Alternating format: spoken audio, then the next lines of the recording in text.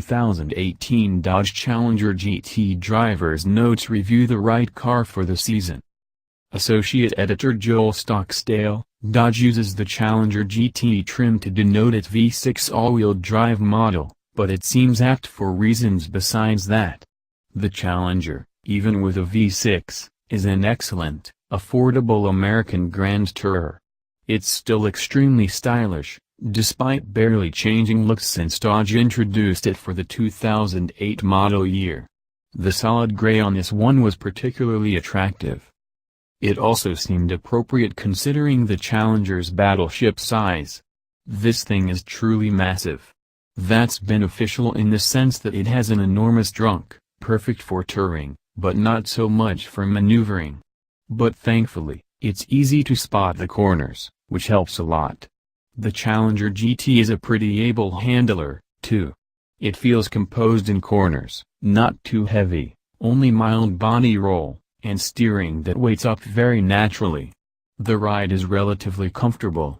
It takes the edge off of most pavement imperfections, but you feel more than you might expect. So the Dodge Challenger GT has the style, space, and a decent balance of sportiness and comfort, which just leaves one thing left to address, the powertrain. And as it turns out, the V6 actually works quite nicely in the big Dodge.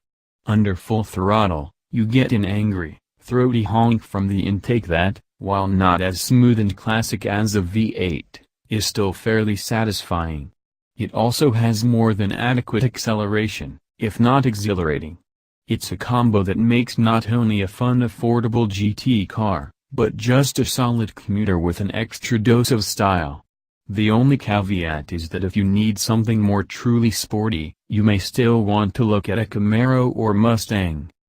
Associate Editor recounts, I spent the latter half of last week in Idaho and Wyoming driving a pretty sweet Nissan 370Z in the snow. That car was equipped with tracks and skis and allowed me to do some pretty dumb things with few repercussions, though it was one of the loudest and most uncomfortable cars I've ever driven. Coming home to Detroit in a destroyer gray Challenger GT was a very nice change of pace. The thing is, this car is still plenty capable in the snow.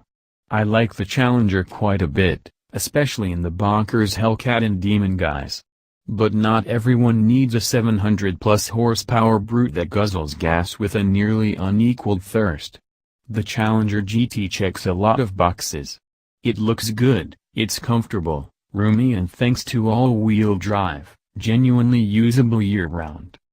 I do wish it had more grunt, but the V6 is fine and far easier on gas than any of the V8 options. There's likely a packaging issue that prevents the all-wheel drive system from fitting with a V8, and I don't expect Dodge to chop up the car to fix it. In the snow, the all-wheel drive is a huge help. Rear-wheel drive and all-season tires are not a great winter combination, but the Challenger pulls and claws its way through the powder. I'm sure it's good in the rain, too, though I didn't have an opportunity to try. I think I still prefer the Ford Mustang or Chevy Camaro, but if you only want a big, comfy coupe, you could do a hell of a lot worse than this Dodge. Senior producer Christopher McGraw, when I woke up this morning to snap photos of the Challenger GT and looked outside, I was dreading the thought of getting in the car and driving even a mile down the road. More than 6 inches of snow had fallen since last night, and the county has been less than stellar this year about plowing the roads near my house. 30 minutes later, though, I was having a blast in the Challenger GT, getting it sideways around corners, yet in complete control. It is incredible to me how different the AWD version of the car feels compared to the RWD.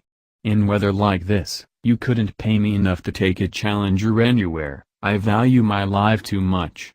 But a few minutes behind the wheel of the GT, and you know you're going to have a good time. This is the third time I've driven this car, and even though it is fitted with the V6 and not the V8, it still has pep under the hood. I was merging onto an empty freeway yesterday on my way into work and floored it.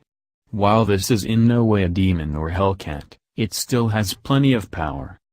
AWD in the winter in Michigan in a muscle car? Now that's what I call fun.